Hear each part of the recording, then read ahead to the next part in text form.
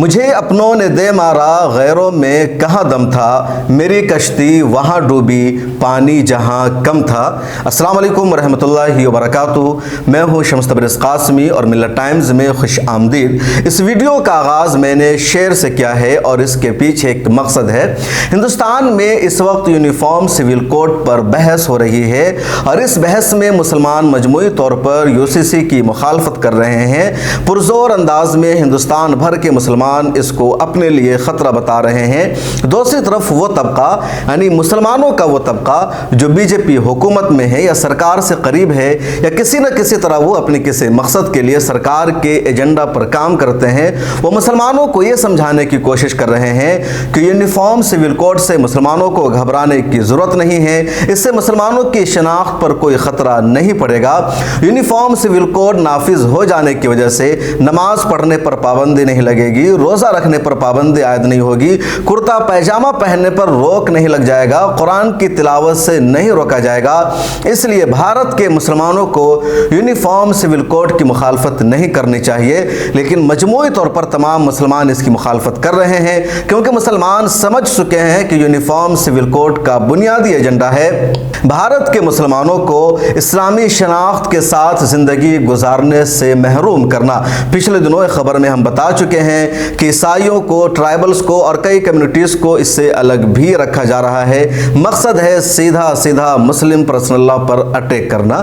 لیکن اس بیچ کئی ایسے لوگ بھی یونیفارم سول کوڈ کی حمایت کرنے لگے ہیں یا کہہ لیجئے مسلمانوں کو یہ سمجھانے لگے ہیں کہ اگر سرکار یونیفارم سول کوڈ لا رہی ہے تو ان کو لانے دو، آپ کو گھبرانے کی ضرورت نہیں ہے، ڈرنے کی ضرورت نہیں ہے۔ اگر ہندوستان میں مسلم پرسنل لا کو ختم کر دیا جائے گا، یونیفارم سول کوڈ کو نافذ کر دیا جائے گا تو کیا ہوا؟ امریکہ میں بھی الگ سے مسلم پرسنل لا کا قانون موجود نہیں ہے، بلکہ وہاں بھی UCC ہے، یونائٹڈ کنگڈم میں اسی طرح ہے، یورپین ممالک میں اسی طرح ہے، ہر جگہ اسی طرح مسلمان رہتے ہیں۔ اور جب امریکہ کے مسلمان یونیفارم سول کوڈ ہونے کے باوجود یا مسلم پرسنل لا کے لیے الگ سے قانون نہ ہونے کے باوجود بھی اسلامی شریعت پر عمل کرتے ہیں، اب اگر ہندوستان میں بھی ایسا ہو جائے گا تو اس سے ہمارا ایمان خطرے میں نہیں پڑ جائے گا، ڈرنے کی، خوفزدہ ہونے کی ضرورت نہیں ہے۔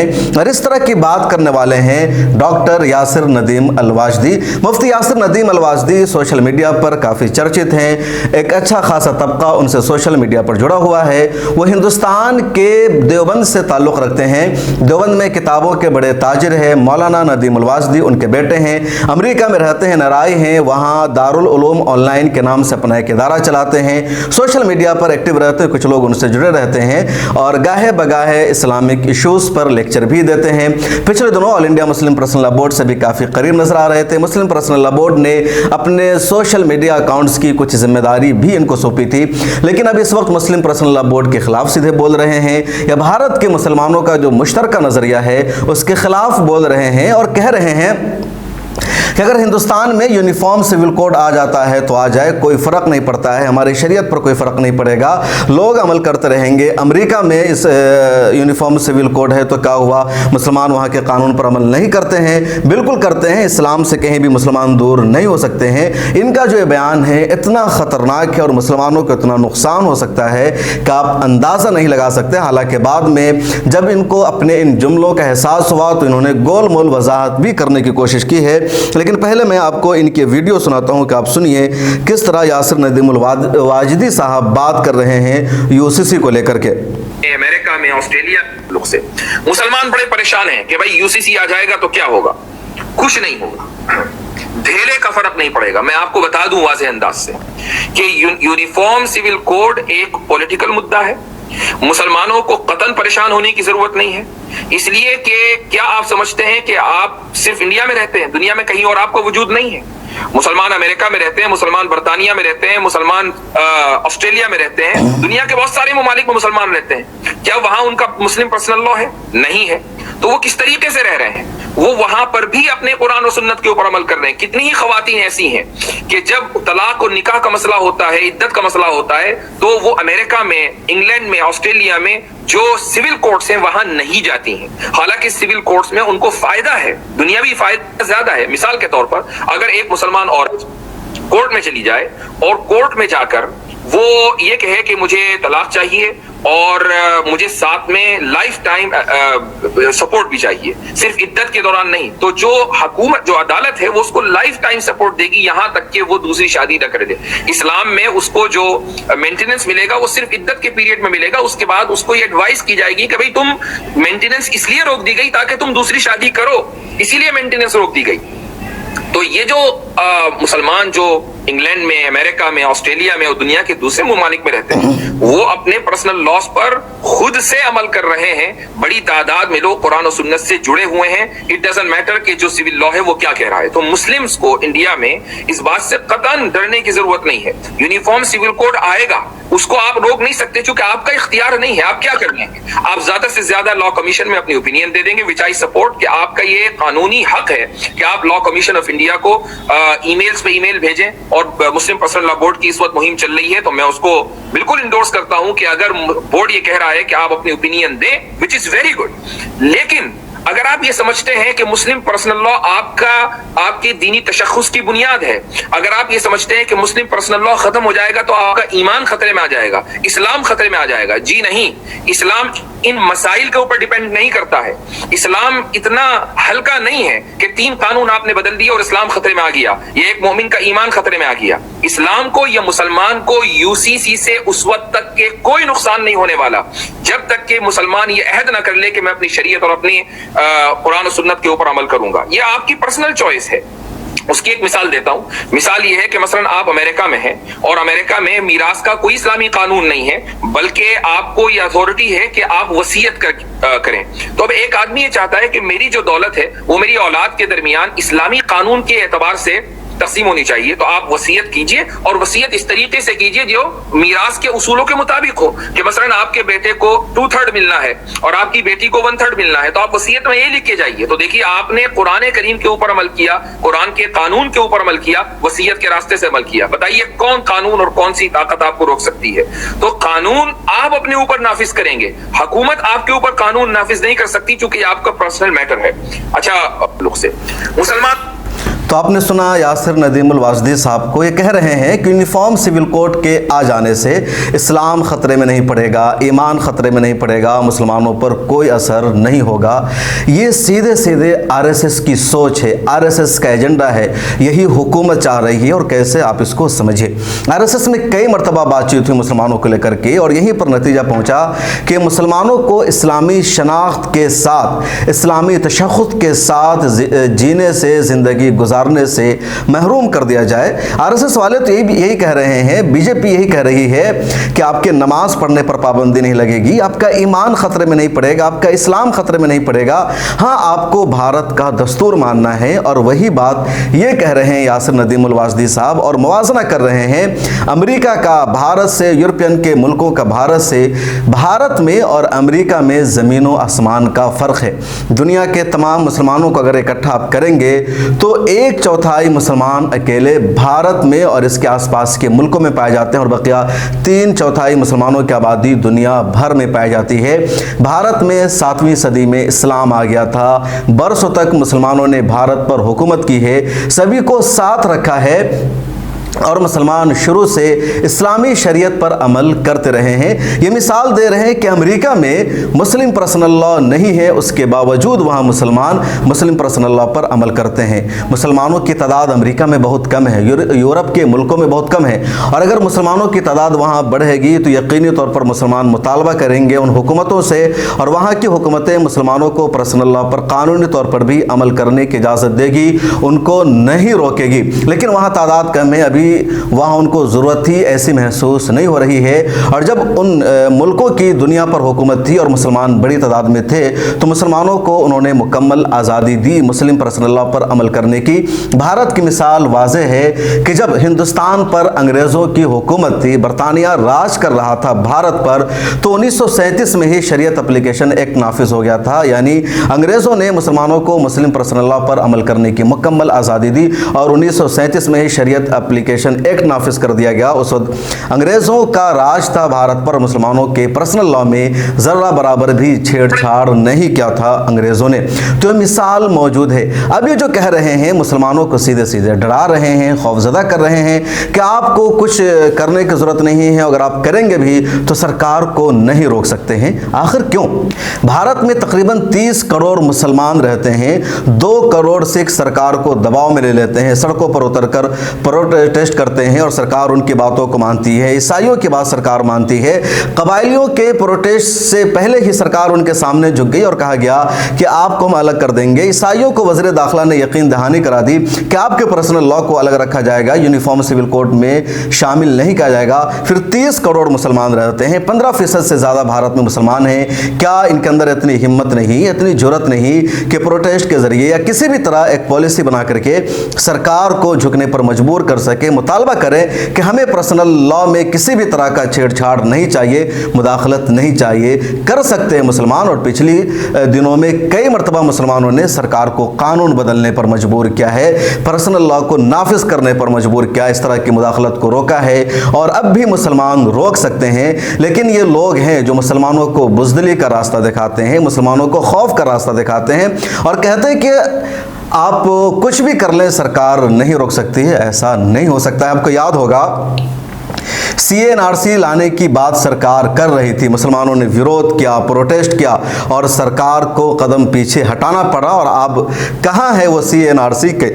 कहीं कोई पता नहीं है। बीजेपी का लीडर कोई इसकी बात भी नहीं कर रहा है। ऐसा ही है जैसे पिछले दिनों जब हिजाब पर बातचीत आई और मुसलमानों के हिजाब करने पर कर्नाटका में पाबंदी लगा दी गई स्कूल और कॉलेजेस में मुस्लिम बच्चियों पर, तो बहुत सारे मुस्लिम इंटेलेक्चुअल और उलमा सामने और कहने लगे कि अगर वो हमें हिजाब पहनकर कॉलेजेस में, स्कूल में जाने से रोकते हैं तो हम नहीं जाएंगे कॉलेज में, अपना कॉलेज कायम करेंगे, अपना स्कूल कायम करेंगे।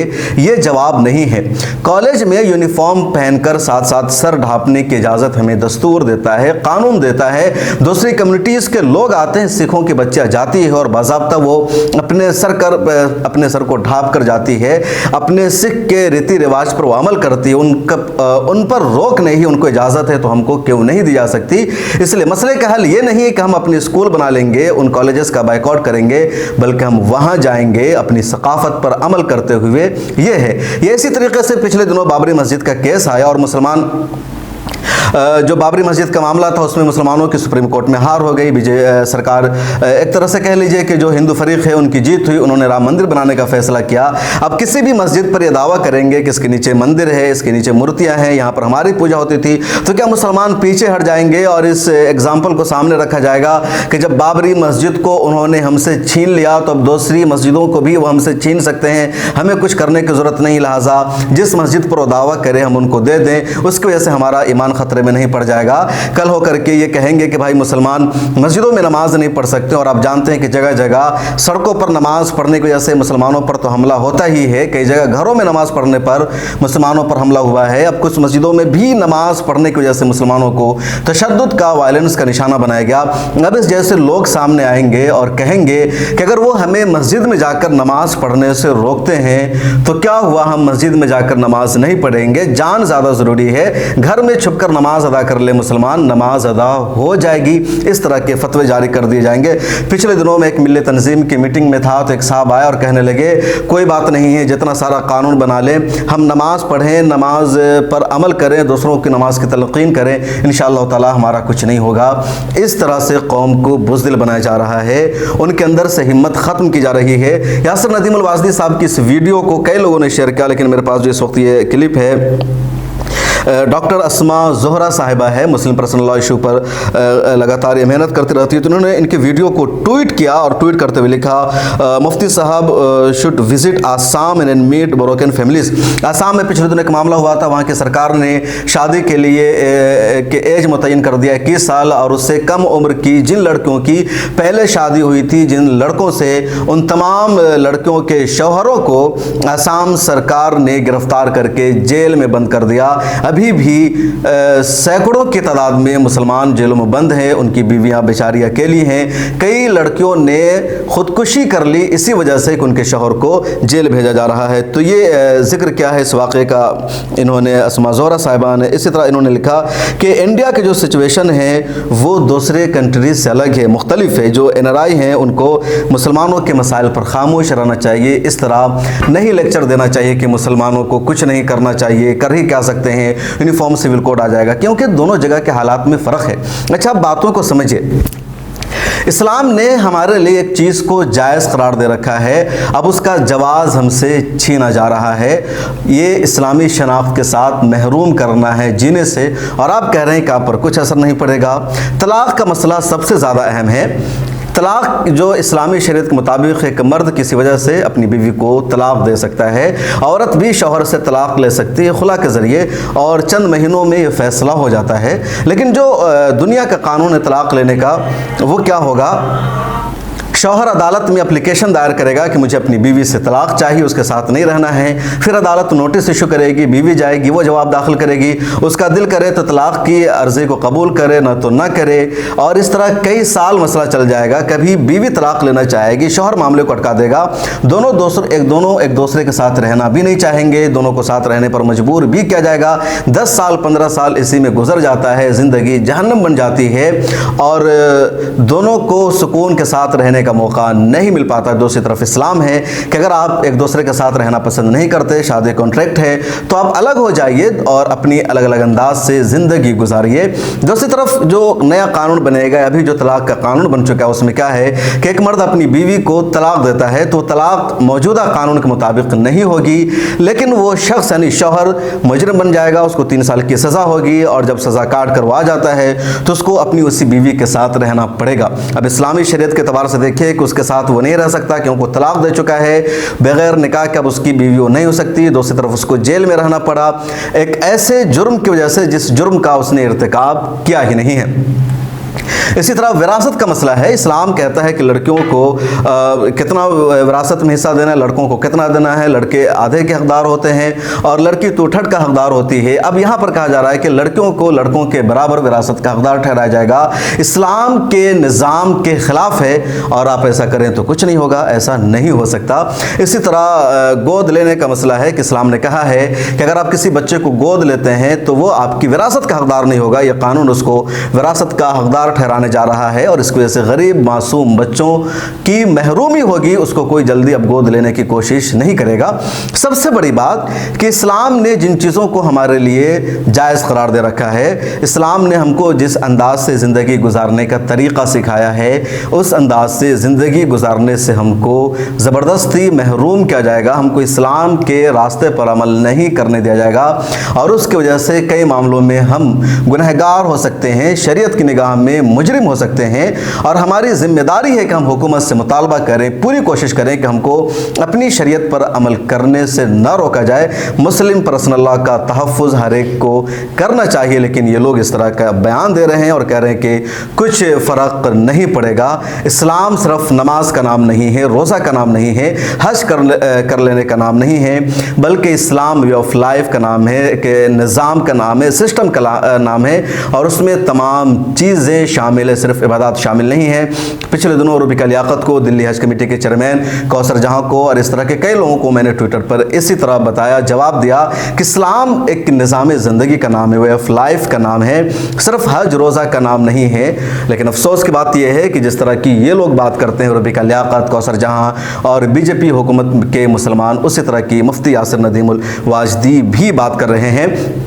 بعد میں انہوں نے ایک وضاحتی نوٹ بھی لکھا اردو میں اور کہا کہ میرا مقصد کچھ لوگوں کو ایک دھمکی آمیز جواب دینا تھا کہ تم جو چاہو کر لو، مسلمانوں پر اثر نہیں پڑے گا۔ میں نے تو مسلم پرسنل لاء بورڈ کی کوششوں کی ستائش بھی کی، لیکن اس کے باوجود ہو رہا ہے۔ مفتی یاسر ندیم الواجدی صاحب اس طرح کا بیان سیدھے سیدھے RSS کے، BJP کے اور اسلام دشمن عناصر کے ایجنڈا کو فائدہ پہنچانے والا ہے، بھارت کے مسلمانوں کا اور نقصان ہو رہا ہے۔ خدا کے واسطے اس طرح کی آپ گفتگو کریں گے تو مسلمان मुसलमान जो मुस्लिम पर्सनल लॉ के तहफ़्फ़ुज़ की लड़ाई लड़ रहे हैं उनको शदीद नुकसान होगा। ताज्जुब की बात यह है कि all India Muslim personal law board से भी वो जुड़े हुए हैं। पिछले दिनों उनको सोशल मीडिया की कुछ जिम्मेदारी दी गई थी, उसके बावजूद वो इस तरह की बातें कर रहे हैं। हालांकि इन दिनों में मुस्लिम पर्सनल लॉ बोर्ड की किसी भी मीटिंग में वो नज़र नहीं आ रहे हैं। अब ये समझना और कहना मुश्किल है कि क्या मुस्लिम पर्सनल लॉ बोर्ड ने अपने मिशन में इनको शामिल नहीं किया, इस वजह से अब वो इस तरह की बातें कर रहे हैं, या कोई और वजह है। कई मरतबा ऐसा भी होता है कि जो लोग बाहर के मुल्कों में रहते हैं वो हिंदुस्तान के एक्चुअल मसाइल को समझ नहीं पाते हैं और वहाँ से रह करके भारतीय मुसलमानों के मुस्तकबिल का फैसला करने लगते हैं, उनको मशवरे देने लगते हैं। नुकसान उठाना पड़ता है भारत के मुसलमानों को। जो लोग बाहर बैठे हैं उनके पास ग्रीन कार्ड है, उनके पास वहाँ की शहरियत है, वहाँ घर है, मसला कुछ नहीं है। झेलना पड़ता है इंडियन मुस्लिम को जो यहाँ रहते हैं, और असल लीडर तो वही है। मुसलमानों की क़यादत वही लोग कर सकते हैं, वही लोग मुसलमानों को सही मशवरा देने का हक़ रखते हैं जो भारत में रहते हैं, ख़ुद मसाइल झेलते हैं, यहाँ दरमियान में रहते हैं। बाहर के मुल्कों में बैठकर मुसलमानों की क़यादत का दावा करना, इनकी रहनुमाई करना, दरअसल यहाँ के मुसलमानों के मसाइल को और उलझाना है, इजाफ़ा करना है। इस वीडियो में इतना ही। आपका क्या ख्याल है कमेंट सेक्शन में अपनी राय ज़रूर दीजिएगा। मिल्लत टाइम्स को आपकी ज़रूरत है, हमारी आप माली मदद करें।